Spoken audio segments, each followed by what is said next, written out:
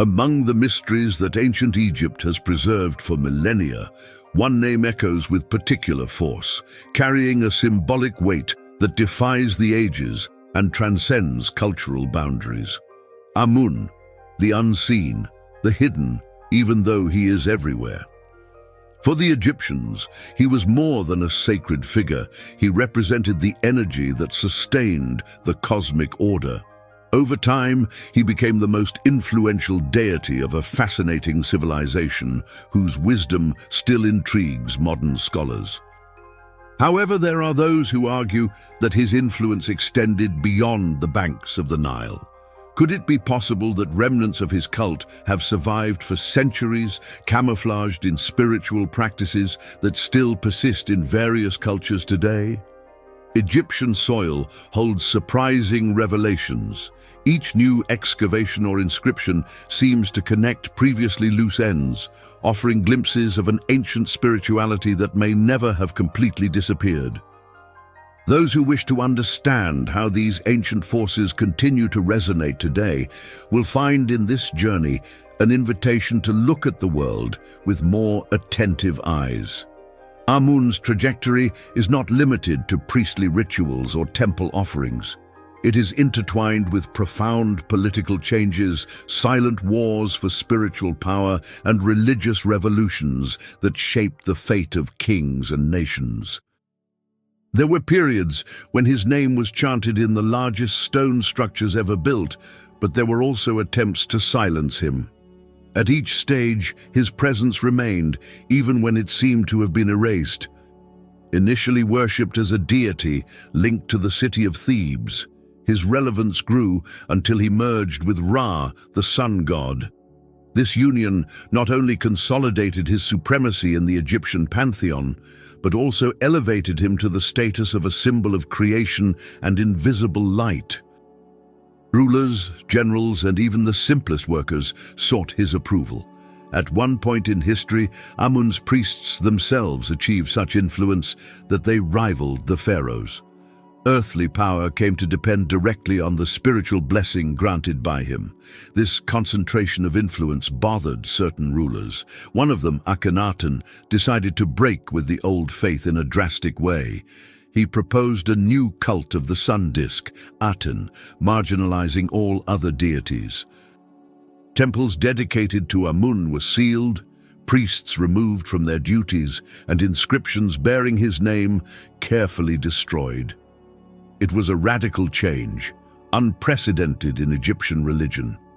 Even so, after the death of the heretical pharaoh, everything they tried to erase resurfaced with even greater vigor. Devotion to Amun was not limited to Egypt. His image and attributes crossed deserts and civilizations, absorbed by other creeds and translated into new symbolic languages.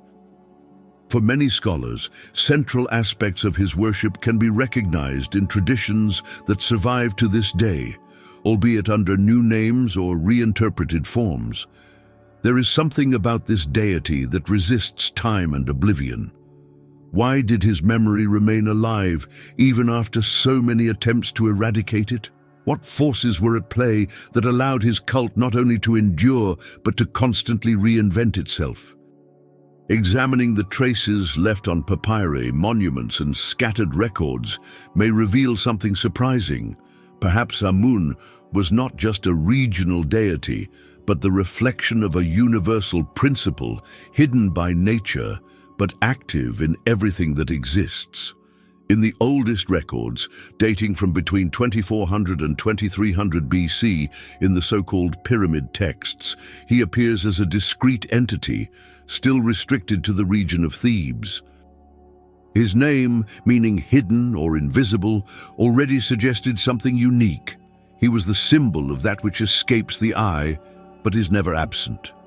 Amun's rise gained decisive momentum around 2040 BC, when Thebes came to play a central role in the reorganization of Egypt during the Middle Kingdom period.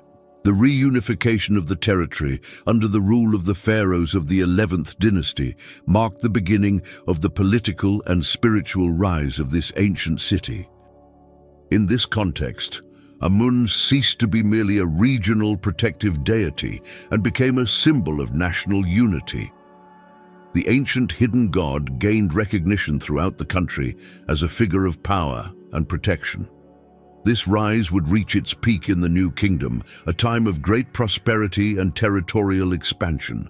From 1500 BC, after the expulsion of the Hyksos, the kings of the newly established 18th dynasty attributed their victories to a single protector, Amun.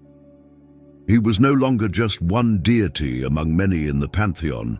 He was now seen as the pillar of the universe, creator, maintainer of cosmic order, force that legitimized the authority of the pharaohs and guaranteed the stability of the empire.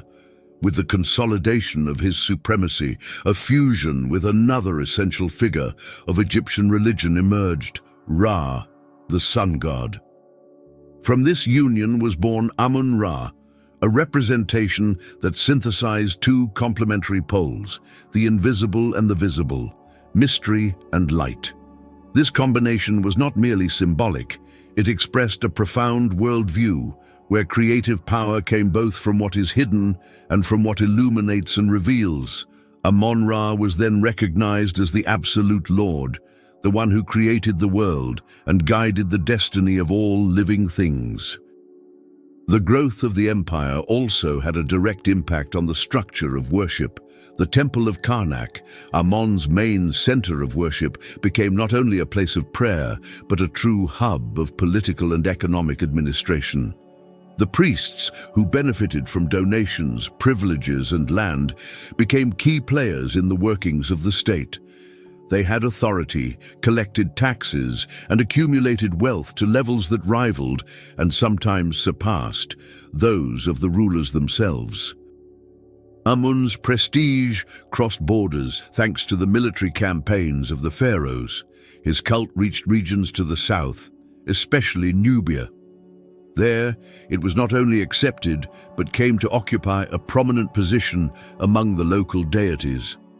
In Kush, for example, kings called themselves sons of Amun, using this symbolic affiliation to reinforce their power and validate their dynasties with divine backing. For generations, he was at the heart of the Egyptian faith. Monumental temples such as those at Luxor and Karnak attracted worshippers from all corners of the country. Festivals celebrated in his honor drew huge crowds, further consolidating his role as the link between the people and the divine. Even the most powerful pharaohs knew that wearing the crown was not enough. They needed the endorsement of the priesthood of Amun to ensure the legitimacy of their throne. This mutual dependence would eventually trigger internal disputes between the political power and the clergy, creating tensions that would echo for a long time. The trajectory of this god shows how a belief can shape itself as contexts change. What began as modest worship became one of the most complex manifestations of faith and spiritual control in the ancient world. What was once hidden became the center of Egyptian life, influencing both royal decisions and the daily lives of its people. The union with Ra revealed more than a simple association between deities. It expressed a profound conception of reality. Amun was the unspeakable, the force that could not be grasped by the senses. Ra, on the other hand, represented manifest, visible, brilliant energy. Together they formed a totality where everything coexisted, silence and light, secret and revelation. Long before his union with Ra, Amun was already honored as Lord of the Winds, a force that no one could see, but whose presence was undeniable. His domain was not over something concrete, but over the invisible that moves everything, the air that circulates without form, but touches the skin, whispers in the ears, and moves the sands of the desert. This association with the element of air set him apart from the other Egyptian gods, giving him a more abstract, almost transcendental character. Amun did not need an imposing image to demonstrate his power. He was felt, not seen. Ra, on the other hand, was the very splendor of the firmament, crossing the skies with regularity, bringing light and heat, regulating the days, and marking the rhythm of the universe. He was the personification of the cycle, of order, of renewal. His guaranteed presence kept chaos at bay, maintaining the balance of creation. His connection with the pharaohs reinforced his role as a central pillar of Egyptian life. It was during the glory days of the New Kingdom that these two figures met in the religious imagination. The sovereigns, seeking to strengthen their position before the people and the priests themselves, decided to unite the invisible principle of Amun with the manifest power of Ra. From this fusion, an even more complete divine figure was born, Amun-Ra. Now he was not only the creator but also the sustainer of all existence. He created through invisible breath and organized through visible light. He came to represent both mystery and clarity, secrecy and revelation. This new understanding was evident in the very architecture of the temples. In Karnak, the grandest sanctuary built in his honor, the shadowy, silent spaces led visitors to open, light-filled environments. The narrow, dark corridors referred to the hidden presence of Amun, while the sun-drenched courtyards made direct reference to Ra. It was a sensory experience that mirrored the nature of the god, the invisible becoming visible as the faithful advanced. One of the most symbolic celebrations of this duality was the procession of the sacred bark. In it, the statue of Amun, always kept secret inside the temple, was brought to the people during specific festivals. The moment it was exposed symbolized the revelation of the mystery, the instant when the hidden god allowed himself to be perceived by those who sought him with devotion. This concept also brought a new way of thinking about the divine.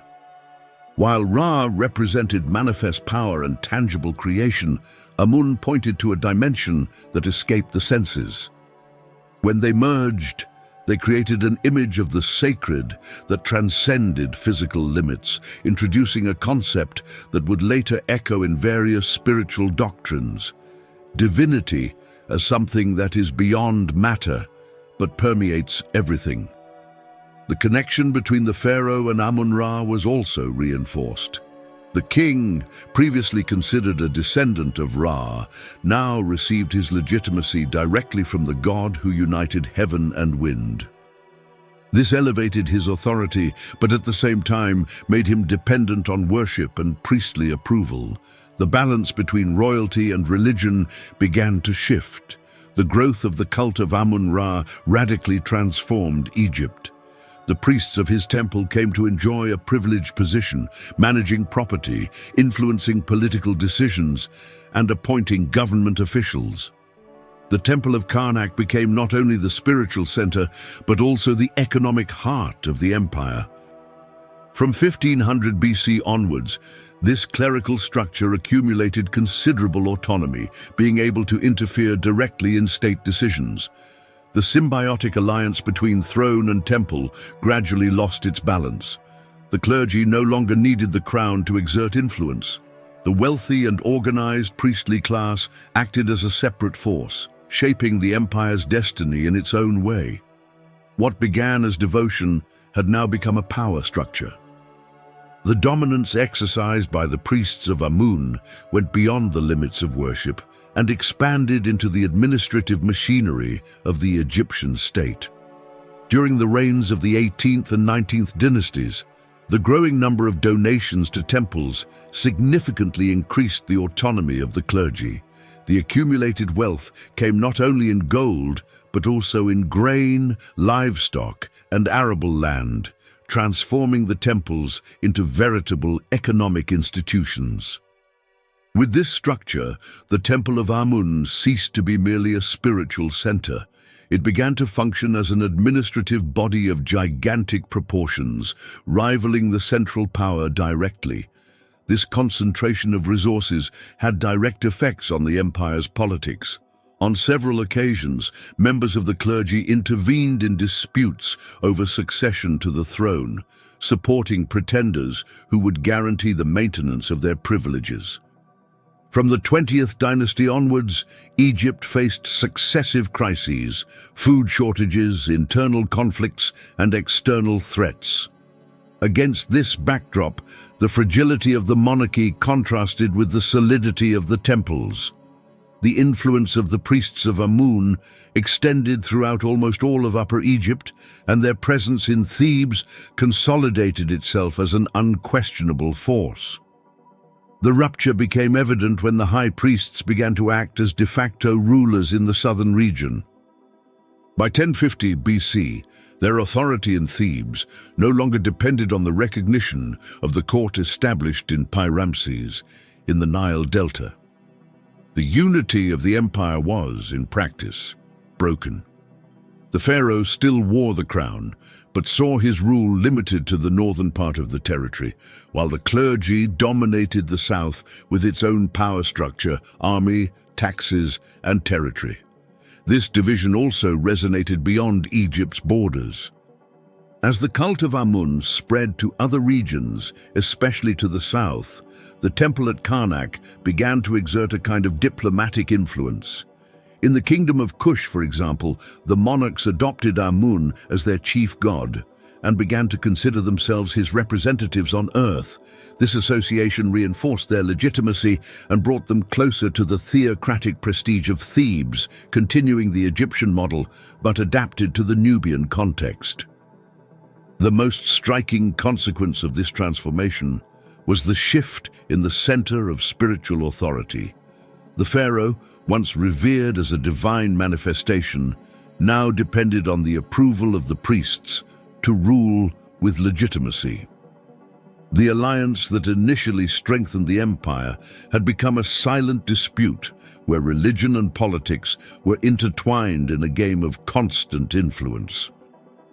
The prestige of the Temple of Karnak was not only the result of popular faith, but also the result of a strategic relationship with power. Egypt, conceived as a theocracy with the pharaoh at the top, underwent a process of reversal. Instead of the king controlling the temple, it was the temple that decided who should occupy the throne and how they should rule. A system that had been built on unity between the throne and the sacred began to crumble from within. Amid this scenario, one figure in particular decided to confront this established order. No pharaoh shook the structures of the empire as much as Akhenaten. His rise to power in the 14th century BC coincided with the height of priestly influence, a time when temples owned vast estates, collected taxes, and directly influenced royal decisions. For him, this concentration of power in the hands of a religious caste represented a direct threat to the authority of the crown. Akhenaten's response was radical: to abolish the old belief system and replace traditional worship with a new faith dedicated exclusively to Aten, represented by the sun disk. It was more than a theological change. It was a calculated attempt to dismantle the power network that had formed around Amun. From the earliest days of his reign, Akhenaten took bold steps to reduce the reach of the Amun clergy. He ordered the closure of temples, confiscated vast tracts of land controlled by priests, and redistributed resources accumulated over generations. The names of ancient deities began to be erased from inscriptions, reliefs, and official documents. It was an unprecedented move in Egypt's long religious history, not just a change of faith, but an attempt to restructure the entire spiritual and political foundation of the empire. One of the most symbolic gestures of this project was the founding of a new capital, Akhetaton, known today as Amarna. Built in a region far from the traditional centers of power, the city was designed to be the heart of a new era. Unlike the ancient buildings dedicated to invisible deities, the temples of Aten were designed to be open to the sky, allowing sunlight to penetrate directly into the sacred space. The architecture reinforced a clear message. The new god was not hidden, but visible to all, manifesting himself in the very light that touched the world. This transformation was not limited to religion. Art and culture underwent equally profound changes. The rigid, idealized portraits of the pharaohs gave way to more natural and human representations. Akhenaten appeared with elongated features and gentle expressions, alongside his wife Nefertiti and their daughters, in intimate, everyday moments. The sun god appeared radiating his rays over the royal family, symbolizing a direct and personal relationship with the sacred. Despite these innovations, resistance was not long in coming. The majority of the population viewed the imposition of a single god with suspicion, especially when the ancient rituals were no longer performed. The priests of Amun, although weakened, remained active behind the scenes, waiting for an opportunity to regain their position. At the same time, administrative structures collapsed. The break with tradition affected the functioning of the empire and created instability in several regions. With the death of Akhenaten, the situation quickly changed. His successor, the young Tutankhamun, reversed almost all of the reforms. The ancient temples were restored, the names of Aten were erased, and the traditional gods, especially Amun, resumed their prominent place. The pharaoh who had attempted to reform Egypt was declared a heretic, his city abandoned, and his achievements virtually eradicated from official memory. Even with the political failure of his revolution, Akhenaten left a lasting legacy. His reign showed how much faith was intertwined with power games. When used as an instrument of authority, religion could both build and destabilize an empire. Meanwhile, the image of Amun continued to evolve. His worship went beyond the limits of a traditional cult. Over time, he came to be seen as something greater than a mere god among others. His figure brought together various divine aspects in a single being, becoming increasingly closer to the idea of a single, supreme entity. One of the most striking characteristics that bring him closer to later spiritual concepts is precisely his invisible nature. His name, translated as the Hidden One, suggested the existence of a force that could not be understood by human senses, but which nevertheless ruled the world. While other Egyptian deities were represented by recognizable figures, Amun appeared in symbolic form, often only through a crown with tall feathers, a sign of his invisible presence. This concept of a supreme, immaterial and unattainable force anticipates ideas that would later become central to religions based on a single god, one who cannot be seen but is in all things. In addition to being invisible to the eye, Amun came to be understood as an all-encompassing force that transcended the borders of Egypt. During the New Kingdom, it became common among priests to describe him as the one who had created all things, a designation that goes far beyond the traditional role of a national god. This conception is close to the idea of an absolute creator, similar to the understanding present in the great monotheistic religions. Unlike other Egyptian deities, who acted in specific spheres of nature or society, Amun came to represent the whole. Another aspect that brings him closer to later religious concepts is his relationship with justice.